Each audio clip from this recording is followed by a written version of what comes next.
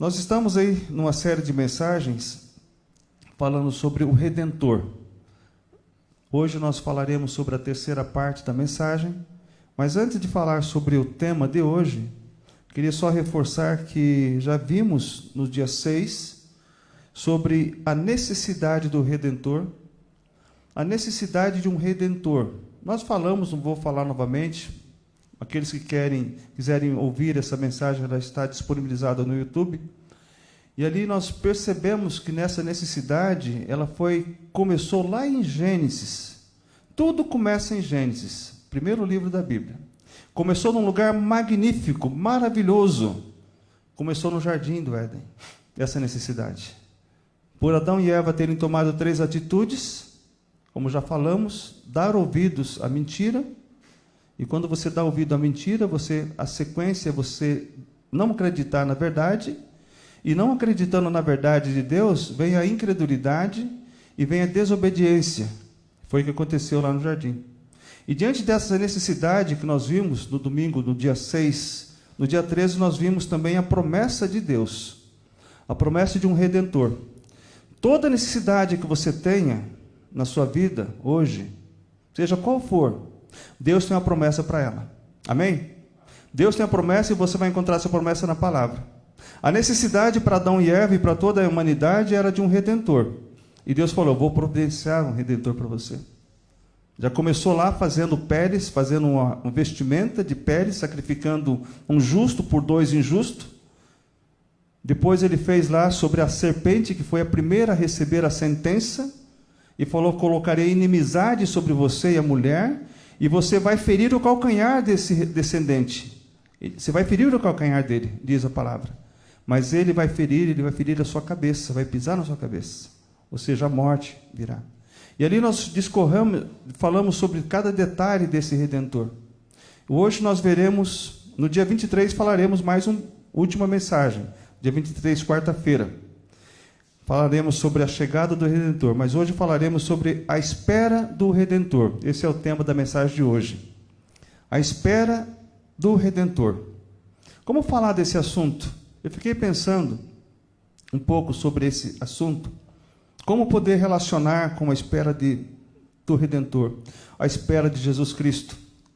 Assim como a noite espera pelo dia, assim como a terra seca anseia por água, assim como uma pessoa enferma anseia por cura, assim como o noivo espera pela noiva, nós podemos também, da mesma forma, todo ser humano que reconhece a necessidade do Redentor e sabe que através da Bíblia mostra que é uma promessa desse Redentor, ele espera, da mesma forma.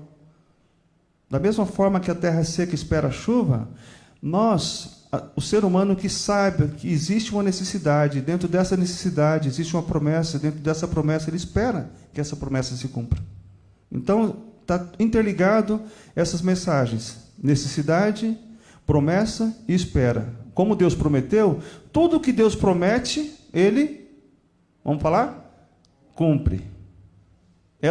Promessa de Deus não falha. Ainda que tarda, ainda que você pense, vai demorar? Pode demorar? Pode demorar para nós, mas para Deus não demora. A Bíblia fala que para Deus um dia como 1000 anos e 1000 anos como um dia. Ele vai fazer no tempo dele, não no nosso tempo relógio, o nosso tempo cronos, como nós sabemos. O tempo de Deus não é cronos, o tempo de Deus é kairos, é momento oportuno. Ele vai fazer no momento oportuno, não é naquele momento que você quer que ele esteja agindo. É interessante notar que a história conta que quando Noé começou a construir a arca, ninguém acreditava nele. Ninguém tinha... Como é que pode? Nunca choveu aqui nesse lugar e você está construindo uma embarcação e você nem é arquiteto de embarcação. Você é agricultor e ele fez. Deus usou uma pessoa incapacitada, capacitou ele para construir uma embarcação. E depois de 100 anos, a Bíblia fala que não houve nenhuma conversão nesses 100 anos. Apenas 8 pessoas se salvaram naquele dilúvio. No final da história, todos perceberam, poxa, é verdade o que ele estava contando. Deus prometeu e ele cumpriu. E Jesus Cristo, então?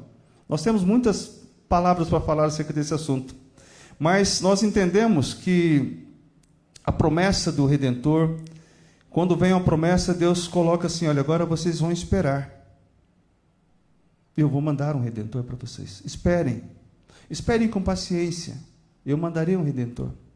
E diante disso, diante dessa verdade que nós cremos que existe um Redentor, existe dentro dessa espera de um Redentor, 3 grupos de pessoas.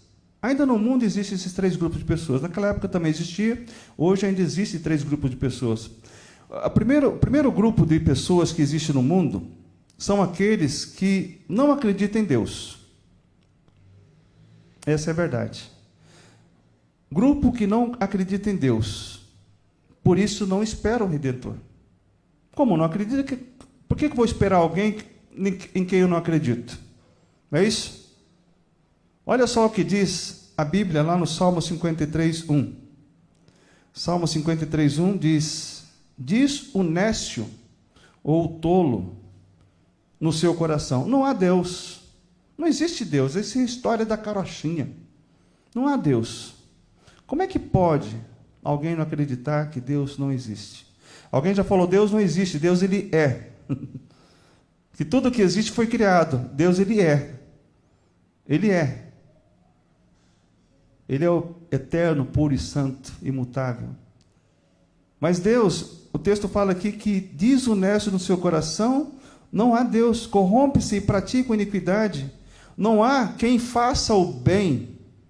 Nós temos o bem em nós mesmos? Não temos. A nossa justiça, como diz Isaías, é como trapo de imundícia. Nós vamos errar sempre. E à medida que nós vamos aproximando da luz que é Cristo, mais nós conseguimos ver a nossa imperfeição.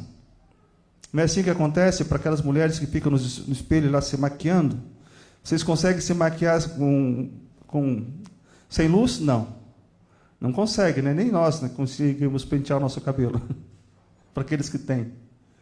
Então, quanto mais você se aproxima da luz que é Cristo, mais você consegue enxergar a sua imperfeição. Ninguém pode dizer que é perfeito. O único perfeito que existiu nessa terra, a Bíblia fala, ele foi crucificado. Nós estamos caminhando para a perfeição e testemunhando dessa perfeição em Cristo. Quando errarmos, a Bíblia nos orienta: vai e peça perdão. Vai e reconcilie-se com alguém, para que você possa caminhar com aquela pessoa. A diferença de um não crente para um cristão é que nós temos a marca de Cristo como Salvador pessoal. Mas dentro dessa frase aqui, dentro dessa palavra, existe o primeiro grupo, aquele que não acredita em Deus, por isso não espera. Você conhece alguém no seu ciclo de amizade que não acredita em Deus? Alguém conhece alguém que não acredita em Deus, na existência? Levante a mão aí. Quem? Você que está em casa não precisa levantar a mão que eu não vou ver. Tem pessoas que nós conhecemos que não acreditam em Deus, de jeito nenhum. Como é que pode existir um Deus? Se você imaginar que você respira porque existe alguém que está controlando tudo, se faltar o oxigênio, o hidrogênio, se faltar o dia, a noite, se faltar o verão, o inverno, nós não vamos poder viver. E tudo isso é controlado milimetricamente por Deus, o arquiteto da humanidade, o arquiteto da criação. Ele fez tudo perfeito. Tudo foi feito por Ele. Porque dele, por Ele e para Ele são todas as coisas. Deus criou tudo. O Salmo fala que Deus criou tudo para que possamos honrá-lo. Mas diante dessa verdade aqui, que existe esse grupo de pessoas que não acreditam em Deus, por isso não espera, essa pessoa que não acredita em Deus, ela está condenada a viver no inferno. É o que a Bíblia fala. Não somos nós. Como diz alguém, né? Não podemos condenar a pessoa ao inferno por 3 ou 4 versículos. Você já ouviu essa história? Não somos nós que condenamos, é a própria pessoa. Cristo não veio ao mundo para condenar o ser humano, diz João 3,17. Ele não veio para condenar, ele veio para salvar. Porque Deus amou o mundo de tal maneira que deu o seu único Filho para que todo aquele que nele crê não pereça, mas tenha a vida eterna. E o 17 fala que ele veio não para que julgasse o mundo, mas para que o mundo fosse salvo por ele. E quem nele crê não é julgado, mas quem não crê, diz a Bíblia, já está condenado. Então, para você ir para o inferno não precisa fazer nada.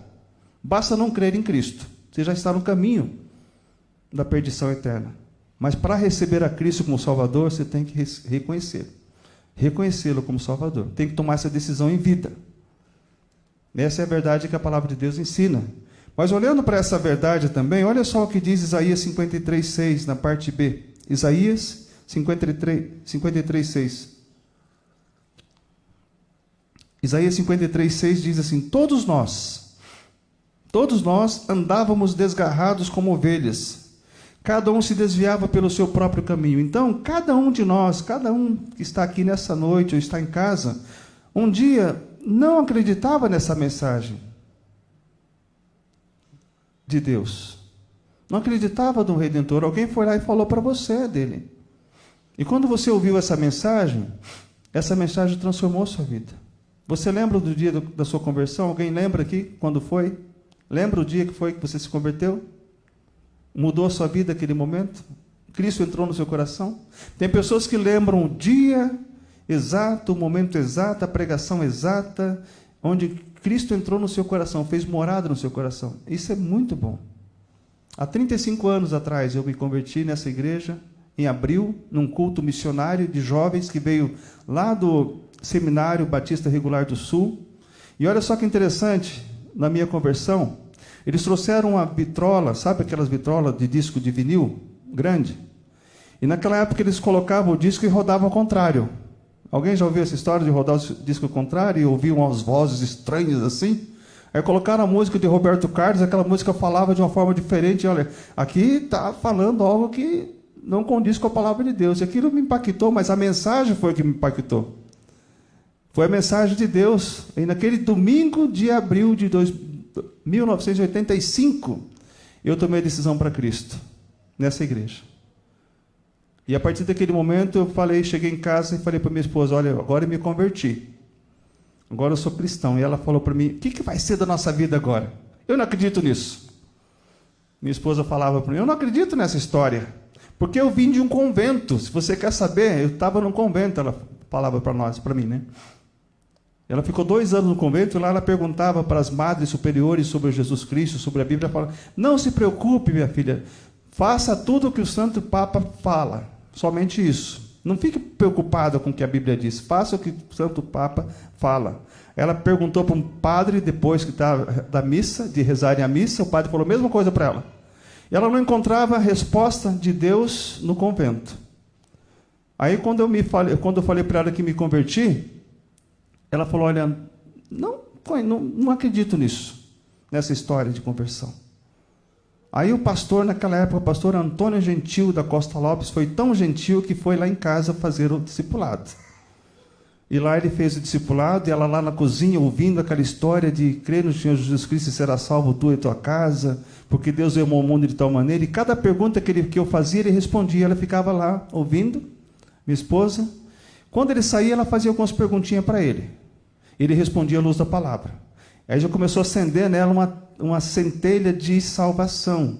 Quando foi o último momento de discipulado que ele fez na minha casa, olha como é importante o discipulado na casa. Vocês que querem ser discipuladores, agora que voltar à normalidade da pandemia, vai, visita e faça o discipulado. Às vezes você está fazendo discipulado com alguém, mas tem uma pessoa lá na cozinha, do outro lado, ouvindo também. E aquela pessoa pode ser impactada. E quando foi no último discipulado, ele ia de bicicleta fazer o discipulado com mochilinha nas costas. O irmão Augusto, acho que lembra do irmão Pastor Gentil, né? Quem lembra do Pastor Gentil aqui? Tem algumas pessoas ainda? Tem. 1, 2, olha lá. Que bênção. 3. Então ele fazia o discipulado de bicicleta. Ia lá, chegava em casa. No último dia do discipulado, a Anitta falou, ele estava indo embora, ela falou: pede para ele vir aqui. Ele voltou, subiu lá a escada, foi no apartamento que nós morávamos aqui no Abaeté. Ela falou: quero tomar decisão para a salvação. Porque eu entendi que a explicação que eu queria ter lá no convento, eu não tenho mais. Agora eu acredito que Cristo é meu Salvador pessoal. Aí ela tomou a decisão, aí em junho de 1900, eu estou falando 1985, século passado. Ela desceu as águas junto comigo no batismo. Foi maravilhoso. E a partir daí nós caminhamos juntos nessa igreja que é perfeita, que não existe ninguém perfeito. São todos puros, né? Santos. aí nós caminhamos. Estamos aqui porque Deus nos chamou. Não entramos aqui por causa de pessoas, por causa da palavra de Deus. Então, diante dessa verdade que todos nós, como diz Isaías 53:6, todos nós andávamos desgarrados como ovelhas, cada um se desviava pelo seu próprio caminho. Há caminho que para o homem parece direito, mas o fim conduz à morte. Você faz parte desse grupo que não acredita em Deus? Com certeza você que está aqui acredita. Alguém te trouxe aqui para ouvir a palavra de Deus. Você acredita de alguma forma. Mas existe também dentro desses 3 grupos que eu quero destacar com vocês, o segundo grupo de pessoas é aquele que acredita que Deus existe. Ele acredita em Deus, mas não acredita que Jesus Cristo é o Redentor prometido, por isso ainda o espera. Será que tem pessoas no mundo que acreditam em Deus, mas acreditam que Cristo não era o Redentor prometido? Sim, existe. Em Israel, que é o país escolhido por Deus, a nação escolhida, o povo escolhido por Deus, sabe qual que é a religião que predomina lá? É o cristianismo? Não, é o judaísmo, islamismo. O cristianismo está lá na ponta. Eles não acreditam em Cristo como Salvador pessoal. Para eles, o Messias não veio ainda. Jesus Cristo foi um rabino, um mestre por excelência, sabia de tudo. Para eles é isso que Cristo era. Eu conheci aqui o embaixador de Israel, veio falar sobre a questão da interligação que tem Brasil e Israel. Brasil e Israel têm uma ligação muito importante, porque quando foi em 1948, um brasileiro foi lá e votou na sede lá para que o Estado de Israel se tornasse Estado em 1948. Então, essa nossa ligação entre Israel e Brasil é muito importante. Ele veio falar sobre isso e tem essa ligação. Mas ele falou, foi perguntar, e sobre Jesus Cristo, o que o senhor diz? Ele foi um rabino, alguém que realmente pregou, falou de Deus, mas não é o Messias prometido. Porque o Messias prometido, que nós cremos, é aquele que vai vir, vai assolar o mundo, vai colocar os julgamentos, vai acabar com toda a opressão que existe no mundo, toda a guerra. Mas Cristo acabou com toda a opressão do mundo, vencendo o mundo, vencendo o sistema do mundo com a paz. Aquela paz que excede todo entendimento. E até hoje existem pessoas que acreditam em Deus, mas não acreditam que Jesus Cristo é o Redentor. Então, a partir do momento de que Deus colocou aquela promessa, lá no Jardim do Éden, até hoje o povo judeu espera pelo Messias. Até hoje. Muitos esperam. E existem os judeus convertidos. O pastor Alexandre Dutra, que trabalha em São Paulo, na comunidade judaica, ele trabalha com muita dedicação, e quando se converte um judeu ao cristianismo, ele vibra. Isso é bênção. E nós apoiamos ele no ministério também, pastor Alexandre Dutra. Mas tem um texto aqui da palavra de Deus, olha só o que diz João 1,11. Você abre a sua Bíblia, João 1,11. João 1,11 diz: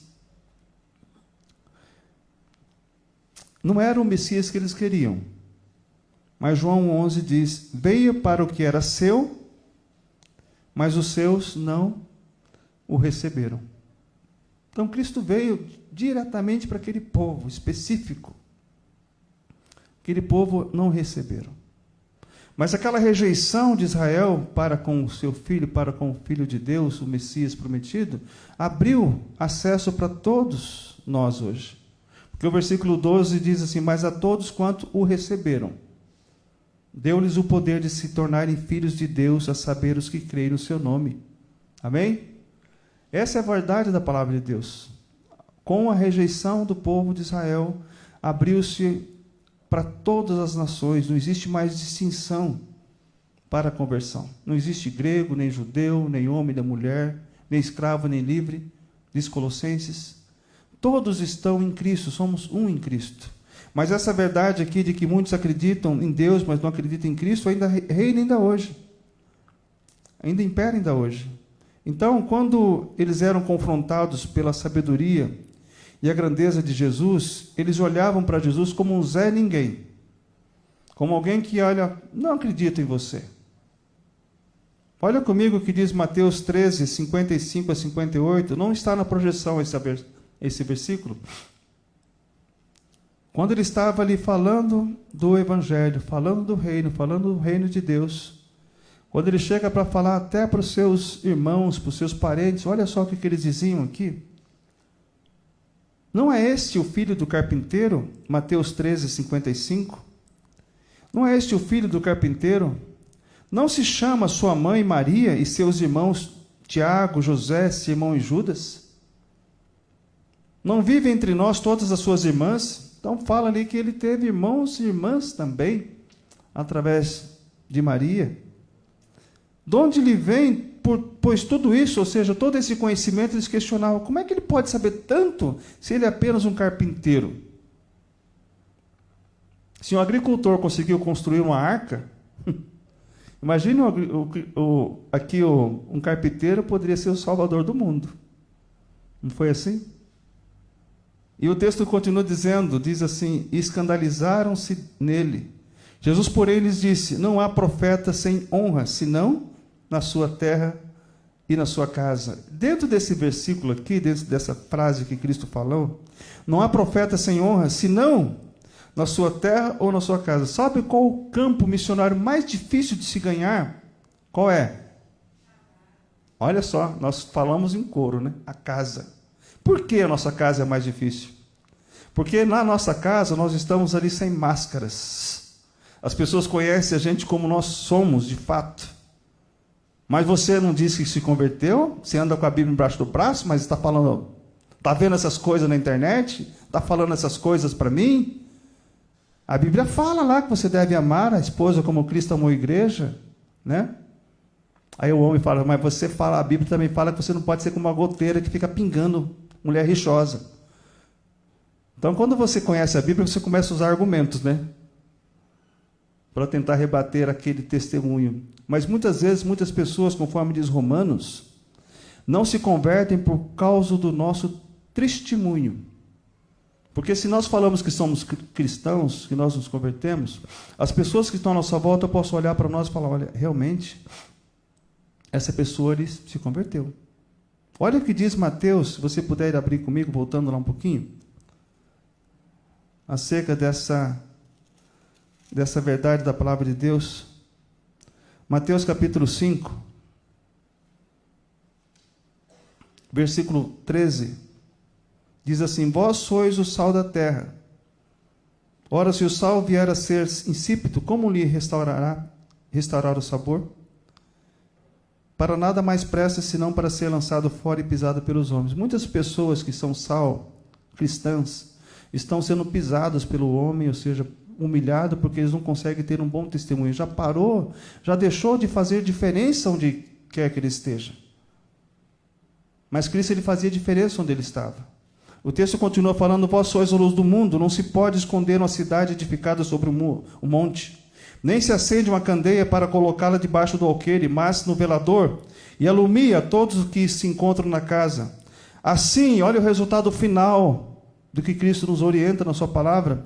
Assim brilhe também a vossa luz diante dos homens, para que vejam as vossas boas obras e glorifiquem o vosso Pai que está no céu. Brilhem diante de Deus, diante dos homens, a vossa luz. Brilhe a vossa luz. O que nós vemos hoje no mundo é que tem pessoas que gostam muito do brilho, somente do brilho, e não glorificam o Pai com esse brilho. Muitos começam com o ministério como servo e querem terminar como estrela. E por esse motivo caem, levam muitas pessoas à perdição. E aqui nesse texto que nós lemos de Mateus capítulo 13, nós percebemos que Cristo não era honrado na sua própria casa. Porque eles não acreditavam, ele é tão simples, mas ali um carpinteiro, mas onde vem tanto conhecimento? Através de Deus. Então o texto fala assim, ainda continua falando em Mateus capítulo 13, voltando lá para Mateus 13, irmãos. Um versículo final ali.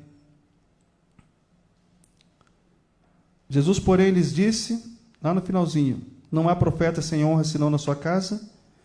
Ele não fez muitos milagres, diz lá no texto. Qual foi o motivo pelo qual ele não fez muitos milagres? Por causa da incredulidade deles. Então as pessoas não acreditavam nele, por isso que ele não fez muitos milagres naquela cidade, naquele lugar. Nós não vamos fazer milagres. Mas o milagre que você faz na vida de uma pessoa é você mostrar para ela que você foi transformada pela palavra de Deus. Amém? Quando você faz isso, alguém olha, poxa, ele foi transformado. Esse é um milagre que aconteceu na vida. Como é que da água para o vinho? Ou do vinho para a água, da água para o vinho? Foi transformada essa pessoa. Então, esse é um milagre. Como é que pode? É Deus agindo na sua vida. O pior é você se batizar, como foi feito agora há pouco, 6 pessoas desceram o batismo, e só foi um batismo. A partir dali você voltou a fazer aquilo que não devia. Não façam isso em nome de Jesus. Porque foi só um banho que você tomou. A conversão, ela é para sempre.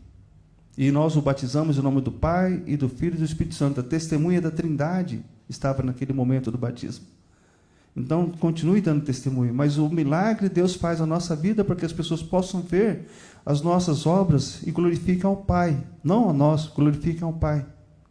Então, diante dessa verdade aqui, irmãos, muitas pessoas falam assim, olha, eu acredito em Deus, mas eu não acredito em Jesus Cristo porque eu tenho tantos problemas na minha vida, eu tenho tanta dificuldade, mas eu não acredito que Deus exista, que Jesus Cristo já veio, porque é muitos problemas que eu tenho, são tantos problemas, tantas dificuldades. O que nós entendemos, que quando nós estamos em comunhão com Deus, nós podemos encontrar em sua palavra respostas para tudo o que acontece conosco. Até mesmo diante das tribulações, Deus tem um propósito. Alguém não tem problema aqui? Vamos dividir em 2 grupos, um lado não tem problema, um lado tem problema. Será que vamos ter 2 grupos aqui ou não? Todos nós temos problemas. Mas os problemas que vêm para cada um de nós têm uma finalidade por Deus. Amém? Você consegue encontrar finalidade diante de um problema? Quem consegue achar? Eu consigo. E o interessante é que a finalidade do problema, a gente só vai entender no final. Não no começo, porque se a gente entendesse no começo, a gente ia falar, poxa, o final vai ser bom, então eu vou suportar. Não é assim que acontece. Não é verdade? Se a gente soubesse do final da história de Noé, você acha que todos iriam falar, não, vamos aceitar. Ou de Jesus Cristo, vamos aceitar porque ele depois vai ressuscitar, e com certeza vai acontecer isso. E aconteceu. Então a história é assim, a gente não entende os desígnios de Deus. A sua revelação é progressiva dentro de algumas situações que nós vivemos na vida. E diante desse fato que acontece, os problemas, olha só o que diz 2 Coríntios capítulo 1, versículos 3 e 4. Abra a sua Bíblia, não está na projeção.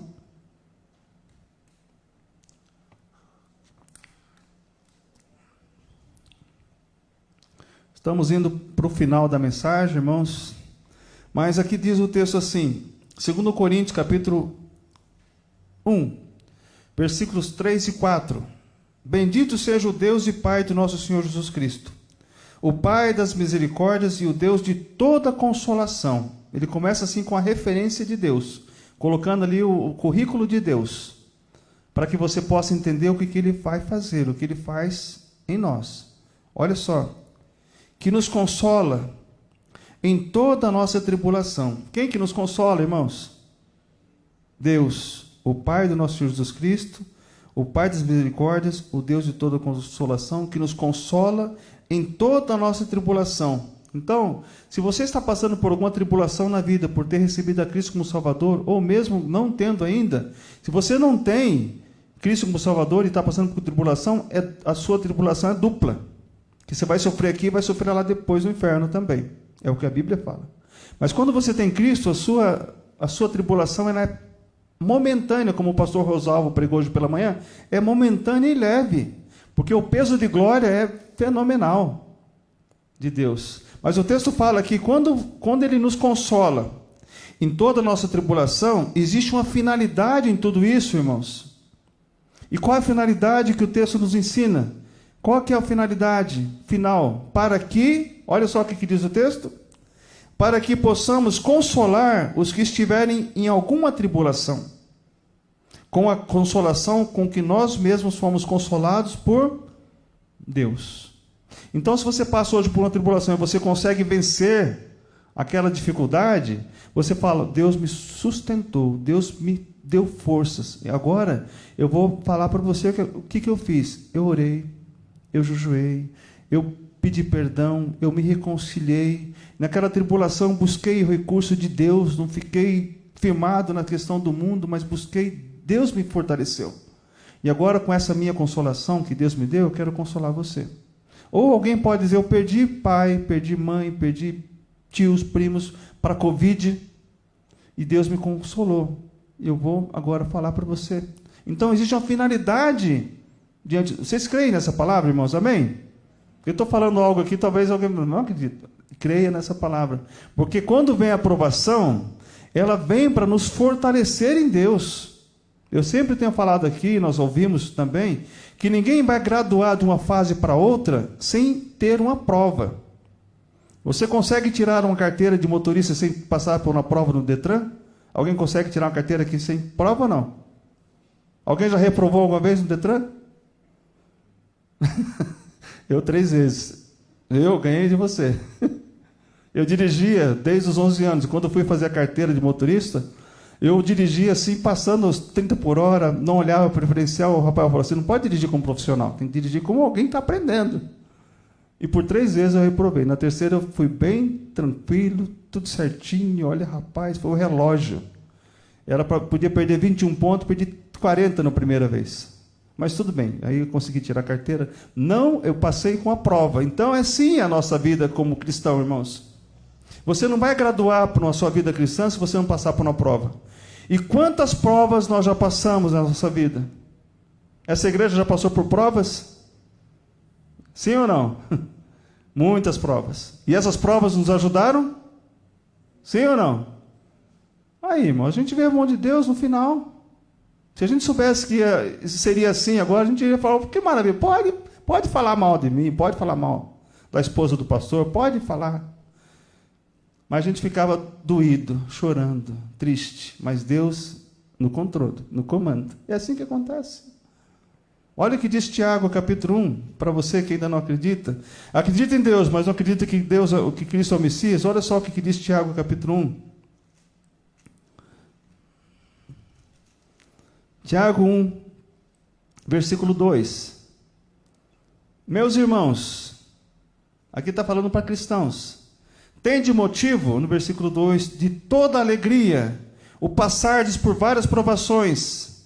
Se alegre quando você passa por provações. Não fique procurando provações. O texto não fala quando você procura provações. Quando você estiver passando por provações, alegre-se. Sabendo que a provação da vossa fé, uma vez confirmada, produz o quê? Perseverança. E a perseverança deve ter ação completa para que sejais perfeitos e íntegros, em nada deficiente. Essa é a finalidade da provação. Nós devemos nos alegrar nas nossas provações, não na provação do irmão. Nós devemos chorar com eles, suportá-los, levar a carga um do outro, conforme diz a Bíblia. Mas o versículo 12 ainda fala assim, Tiago 1. Bem-aventurado o homem que suporta com perseverança a provação, porque depois de ter sido provado, receberá o quê? A coroa da vida, a qual o Senhor prometeu aos que o amam. Então a aprovação tem uma finalidade: suportar. E para no final receber a coroa da vida, ou seja, a alegria de ter vencido no casamento, de ter vencido, 39 anos, 40 anos, 50 anos de casado, foi lutas e lutas e lutas. 15 anos, 16 anos agora, ontem, teve um casal que fez 16 anos de casado, foram lutas, 16 anos, John? 16 anos, mas estão firmes ali juntos, unidos. Eu falo para minha esposa, nós estamos mais tempo juntos, nesses 39 anos de casado, do que quando você estivemos com nossos pais. Então, agora vamos até o final. Até Cristo nos levar. Deus, ele providenciou um meio de separar o casal. E o meio de Deus não tem, até que a morte separe, não é até que a dívida separe, não é até que o adultério separe.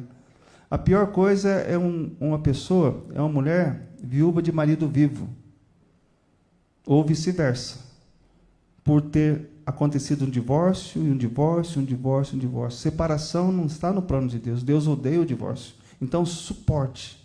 esse casamento, valorize o seu cônjuge até o final. Ame a sua esposa. Ame o seu esposo, respeite o seu esposo. A Bíblia fala. Isso está na Bíblia também. O homem deve amar a sua esposa, e a esposa deve respeitar o seu marido. Está em Efésios capítulo 5. Mas continuando, irmãos, dentro dessa verdade aqui, você consegue encontrar um propósito de Deus diante de uma tribulação? Consegue ou não? Conseguimos ou não? Amém? Se você ainda não consegue encontrar um propósito de Deus numa tribulação, leia mais. Primeiro, receba Cristo como Salvador. Primeiro passo. Leia a palavra de Deus. Você vai encontrar. Quantos pastores hoje estão detonados por depressão, até se matando, porque estão passando por tantas provas, mas está lá na Bíblia. Você quer viver piamente em Cristo Jesus, você será perseguido. A marca do cristão é perseguição.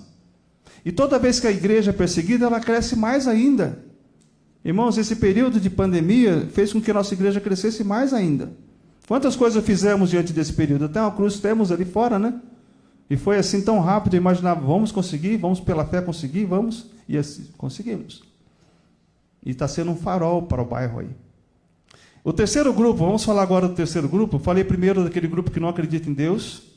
Aqueles que acreditam, mas não acreditam que Cristo é o Messias. Mas o terceiro e último grupo que eu quero destacar que existe nesse mundo ainda hoje é aquele que acredita que Jesus Cristo é o Redentor prometido. Amém? E por esse motivo ele vive e proclama essa verdade. Você anuncia essa verdade? Que Cristo é o Messias prometido? Você fala ou você vive o que fala? Duro isso, né? Mas é uma grande verdade. Se nós cremos que Cristo é o Messias prometido, nós temos que anunciar essa verdade para as pessoas que estão à nossa volta. Anunciar muito mais com a nossa vida do que com nossas palavras. Porque aquilo que nós fazemos fala muito mais alto do que nós dizemos. Essa é a grande verdade da palavra de Deus. Mas eu quero destacar para vocês aqui nessa noite apenas um personagem.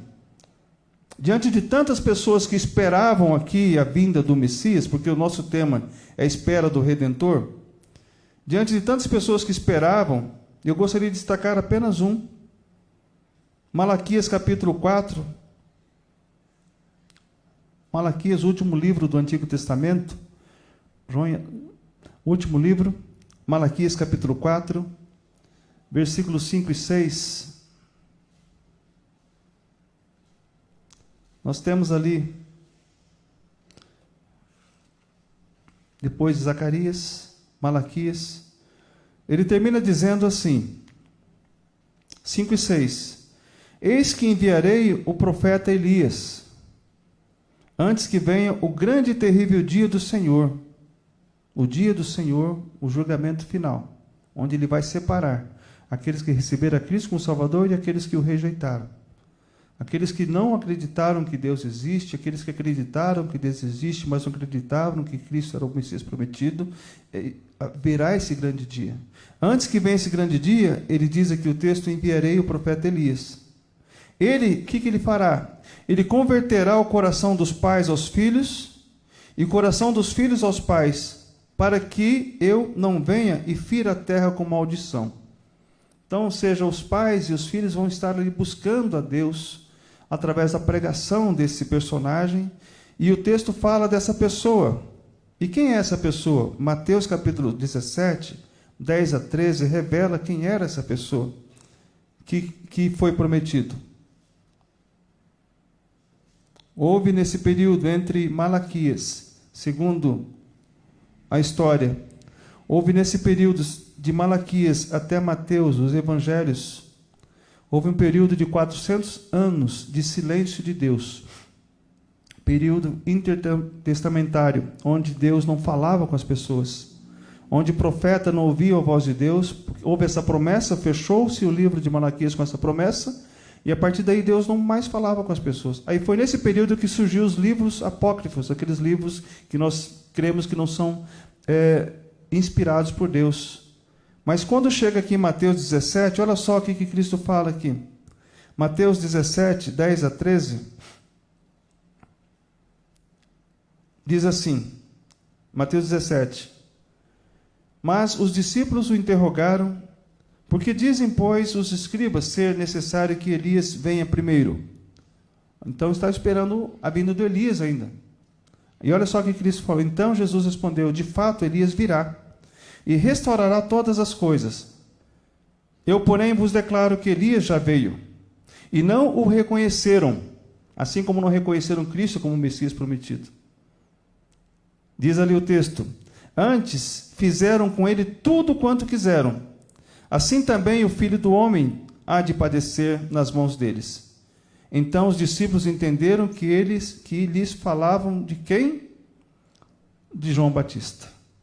Ele era o Elias prometido. Aí fala lá, os espíritas daqui, está a reencarnação aqui. Ó, está aqui, a Bíblia fala, não é isso que está falando. Ele veio no espírito de Elias, pregando a palavra como Elias pregava. O mesmo espírito, quando Elias subiu ao céu, o que Eliseu pediu? Dê a porção dobrada do espírito de Elias. E diz o texto que Elias fez 7 milagres e Eliseu fez 14 milagres, fez muito mais que Elias. Então veio no espírito de Elias, João Batista. Ele já veio, mas mataram, decapitaram, cortaram a cabeça dele. Não reconheceram, assim como não reconheceram o mestre. Então, diante dessa verdade aqui, essa pessoa que veio, está confirmada em Mateus, Lucas, o Evangelho coloca, João veio preparar o caminho para a chegada do Redentor. Seus pais também esperavam o Redentor. Quando Isabel recebeu a visita de Maria, que se achava grávida de Jesus, João se mexeu no ventre da sua mãe Isabel. Diz lá o texto de Lucas 1, 39 a 41. Isabel exclamou uma das mais belas frases, versículos da Bíblia. Olha só, até coloquei na projeção para nós irmos para o final da mensagem. Lucas 1, 42 e 43. E exclamou em alta voz, Isabel falando. Isso, as duas mães ali grávidas, né, chegaram próximas assim uma da outra, né? E o ventre ali, o João se mexeu, mesmo não sabendo de nada. Já sabia, né? Diz o texto. Já sabia.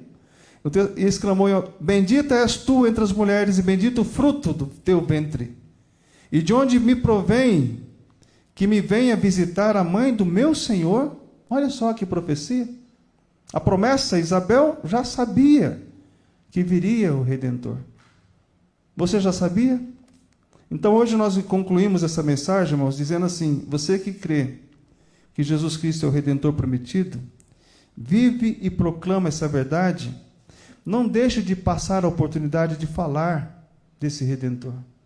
Não deixe de passar a oportunidade, porque nós já sabemos que Ele veio, Ele habitou entre nós, cheio de graça e de verdade, vimos a sua glória como a glória do Pai, e agora nós temos que apenas anunciar essa verdade para as pessoas. E como vamos anunciar? Através da nossa vida, através daquilo que nós fazemos e somos. As palavras vão vir na sequência, as pessoas vão querer te ouvir. E é tão bom quando você é reconhecido lá fora por ser um cristão, não pelo aquilo que você fala, mas por aquilo que você faz. Na fila do mercado, do açougue, ou seja, em qualquer lugar. Nós entendemos que o mais importante é dar o testemunho. Então, para finalizar essa mensagem, irmãos, em qual grupo de pessoas você se encaixa nessa noite? Você que está aqui no culto, em qual grupo de pessoas você se encaixa? Naquele que não acredita em Deus? Ou naquele que acredita em Deus, mas não acredita que Jesus Cristo é o enviado de Deus, porque eu tenho tantos problemas? Ou naquele que acredita que Jesus Cristo realmente veio, e Cristo ele veio, habitou entre nós, Ele traz a salvação, e o testemunho hoje público é de que pessoas se convertem e aceitam essa verdade. Então, se você faz parte do terceiro grupo, louvado seja Deus por isso. Amém? Vamos curvar nossa cabeça nesse momento? Vamos orar? Antes de finalizar esse culto, a pergunta é: em qual grupo você se encaixa? Curva a sua cabeça, ninguém está olhando aqui para o lado. Se você ainda não tem Cristo como Salvador pessoal, e nessa noite Deus falou ao seu coração, e você tomou essa decisão: eu quero reconhecer a Cristo como Salvador, aí no seu lugar, ore para que Cristo receba você, aceite você como seu filho, porque nós sabemos que Deus ele nos amou primeiro, e Deus ele ama a sua vida. E se você quer caminhar em paz com Cristo, em paz com seus irmãos, com seu esposo e esposa, receba Cristo como Salvador pessoal. Se tem alguém aqui nessa noite que quer tomar essa decisão de receber a Cristo como Salvador, só faz um sinal com a sua mão que eu quero orar por você. Não precisa vir à frente. Faz um sinal apenas com a sua mão. Eu vou orar por você. Alguém? Amém. Deus seja louvado. Uma pessoa levantou a mão. Mais alguém? Deus seja louvado pela sua vida. Receba Cristo. É a melhor decisão que você faz para terminar o ano de 2020. Recebendo a Cristo como Salvador. A sua vida vai mudar. A sua vida vai mudar porque você será uma nova criatura em Cristo.